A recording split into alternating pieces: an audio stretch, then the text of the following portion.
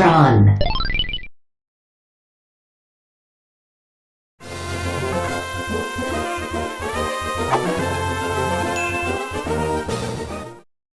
Pokémon, a series dearly beloved by many. Few games can claim to harness its gravitational pull. This golden goose has sold millions upon millions of copies, spawned countless varieties of merchandise, and touched multiple generations of kids and adults alike.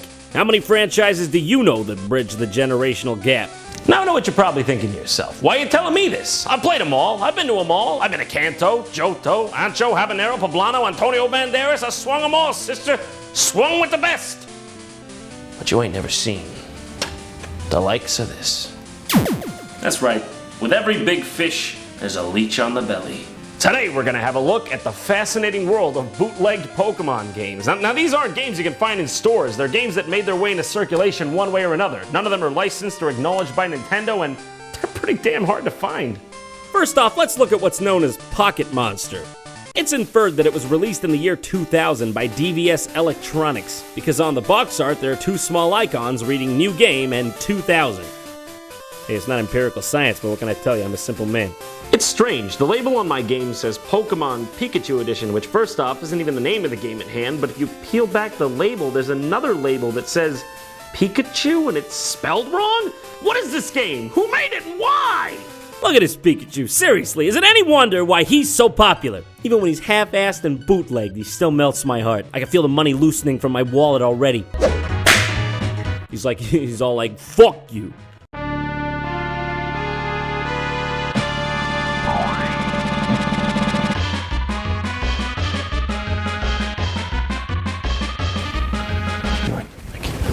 All right, I gotta leave, okay? John, we just started, come on, man. Listen, there's a lot to see in this life. Not wasting it here. Well, there's a shocker for you. 5 seconds into the game and it's already like... Look at his arms flailing. Even he's confused and terrified. Hey, I'm not blaming him. I would be too. Listen to this music. This is not level 1 music. Talk about putting the player on edge right away. This game is extremely hard to play. When Pikachu jumps, the entire game lags. Every single time. But then when you just want to go forward, he speeds up like a power walker with a New York minute to spare. So it's like you're constantly in a battle between game speeds. Makes the platforming real difficult right off the bat. Also, can we take a minute to talk about the fact that Pikachu has the face of a balding middle-aged man? Curly Howard, is that you? Did you come back? Did you come back from the ground mausoleum? Even more ridiculous than all that is his walk cycle. I mean, look at that thing! Coupled with the music, it's like a vaudeville act in here. Maybe it really is curly because, I mean, they started as a vaudeville act back in 1925. But that's not that funny, though, because they're all dead. I thought they were supposed to be funny. It's so bizarre seeing a Pokemon game actually playing on my SNES. This game's like a breath of fresh air because it showcases all the Pokemon that we've come to know and love over the years. You can see Beedrill, Porygon, Monkey, Mario Dinosaur, Poop, Abomination. What is this? Is this what happens when illicit Pokemon breeding goes unchecked? I'm looking at this from every goddamn angle there is. I can't tell where it starts and where it ends. Well, it's got a pine cone for a body. It's wearing a fez. And it's got that one staring, unblinking eye that reminds you that this creature lives in never-ending, ceaseless agony. Oh, by the way, this game's pure bullshit. You can never see what's below you, so you always have to take leaps of faith that more often than not lead to your untimely demise. And it doesn't even matter how far you get. There's no checkpoint. So if you die, it's straight back to the beginning. When you drop back into the game after a death, that's you! That's an accurate representation of you saying, "No, don't put me back in, please!" The continue screen looks like a PSA for abused Pokemon. To me, it's as if he's laying there, wounded in the light, and a Pokeball rolls up to him and Ash says, "Keep going, Pikachu, or it's back in the ball for you." No, I don't want it! God, shit! So I finally beat the first level. Boss is a Snorlax. It's pretty energetic for a Snorlax, wouldn't you say? So at the beginning of level 2, you just see Ash say, "It's hot?" Oh, he's coming. Any minute now. Oh, there he is. Okay. Beautiful. Oh, by "it's hot," he meant literally. It's a fire level. Thanks for looking out for me, Ash. I really appreciate it.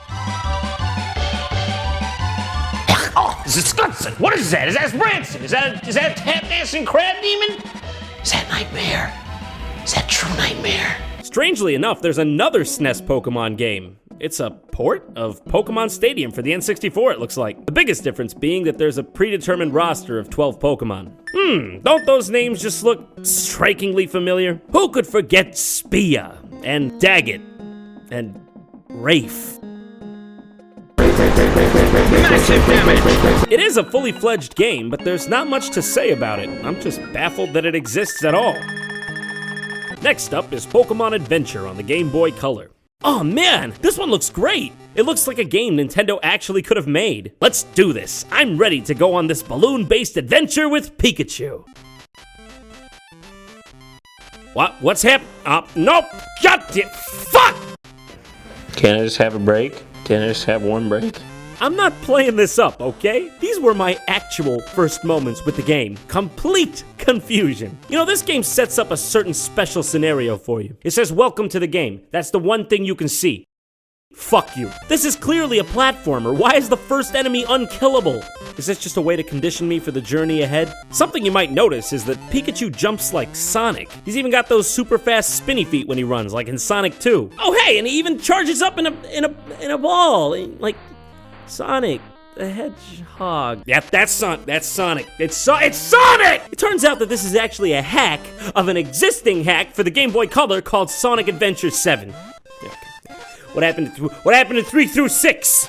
Do you even realize what this means? Ladies and gentlemen, we are playing what could be the world's very first double hack.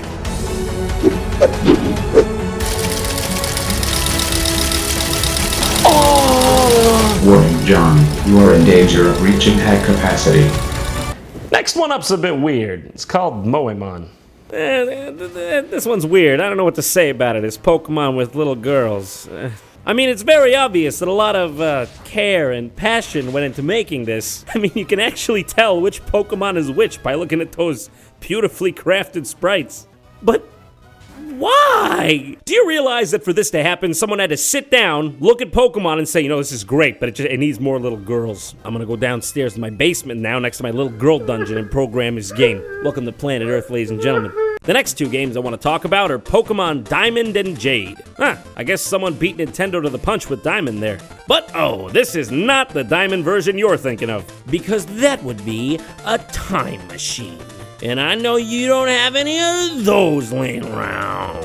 In this particular instance, we know Diamond is better than Jade, because Jade has a goat demon on the box, and look at it, just look at the eyes. I think there's feeling behind those eyes. Feeling a bit of a chill. So I think I'm starting to maybe feel ghosts or something. I just want to point out that at the beginning of this Pokemon game, there's an armadillo on a cell phone. I mean, presumably just trying to get reception in this forest, because let's face it, there's not much reception out there. Hold on a second. Talk about rocking out with your cock out. I bet you $50 that's the guy who made Moemon back there. That's Mr. Moemon. This game is taking something completely fantastical, the world of fantasy monsters, and bringing it down to the most mundane level. He's like, did you remember to pick up the baking soda? So this game has some weird fascination with cell phones, yet totally gets me in the Pokemon spirit. Oh, it's decide time. It's time to make substantial decisions about my life and career. Oh, wait, never mind. Literally just wants me to tell the time. I bet at this point you're all saying to yourselves, John, what is this shit? Get it out of my face. This doesn't look anything like a Pokemon game. Well, if that's what you were thinking, you'd be right. It is in fact a Japanese cell phone themed RPG called Keitai Denju Telefang. Okay, now get this. It means mobile phone beast Telefang. God damn it, that was the word I wanted to know most. What in God's name is a Telefang? Listen, Japan, I know this was the early 2000s, but I just can't see a series about monsters talking on telephones ever catching on. Damn it, he's nothing. Yeah, you can say that again. Now the next one's actually one of my favorite ones. It's called Pokemon Vietnamese Crystal. Yeah, that's actually what it's called. That's racist. Now you listen here, Pip Pip, a racist mind is a racist kind. Now you take that to sleep with you tonight, because I know I'm not going to change hearts and minds in a day. You don't give a man a peanut, expect him to have a farm the next day. But it's all right. It's all right. One day, we will all be equal on this earth. Until then, I'm going to give you a kiss, Muffin. This game is exactly as advertised. It's Pokemon Crystal for Game Boy Color, but translated to Vietnamese and sold on the street as a bootleg. Oh, but that is not what sets this game apart from the rest. What makes this one so special is the bizarre translation. Welcome! It's Elf's World? Elf's World? Oh man, this game's bringing the nostalgia right back. How could I forget the first time I ever met Professor Oak? Oh, excuse me, I'm sorry, how could I have been so rude? I meant to call him by his preferred name. Elf Monster. He literally demands that not just me, but everyone call him Elf Monster. I couldn't make this shit up. I couldn't make this shit up if I tried. I'm sad that I lack the talent to make this shit up. elves. Here are called Monster. Well, that's good to know. He looks happy enough about it. They existed everywhere. Oh, that's terrible. What happened to them? They play friendly, help each other. There are many secrets inside to know these riddles. Oh, philosophy-wise, he's up there with the greats. Aristotle, Plato, Confucius, meth head down my street that forgot how to speak English from too much meth. Please check the time.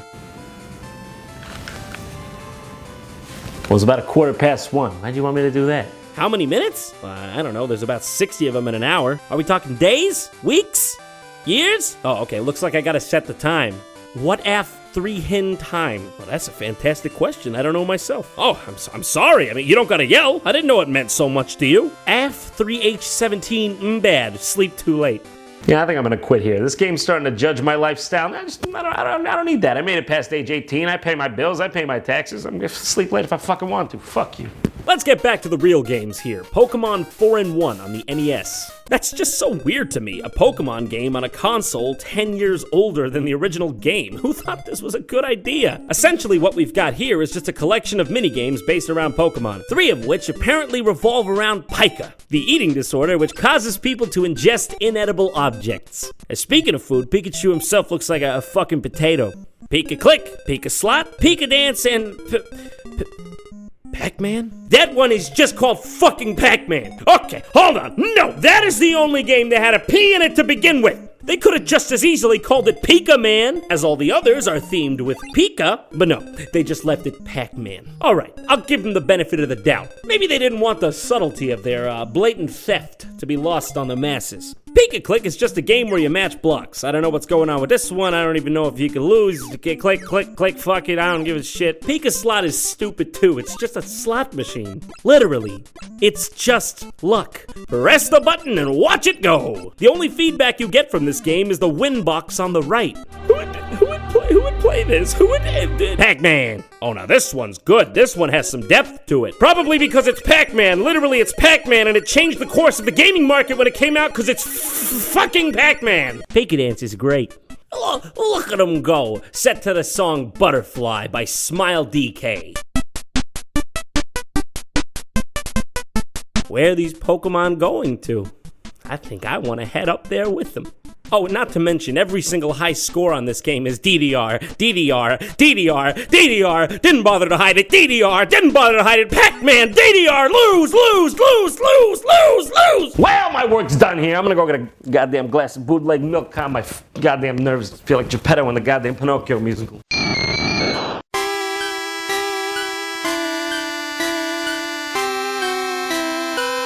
Wait a second, isn't this that version of Pokemon where the Pokemon actually die instead of faint? And it had that version of Lavender Town that caused all those Japanese kids to get mysteriously ill. Oh, I should get rid of this. Well, maybe I'll just have one play.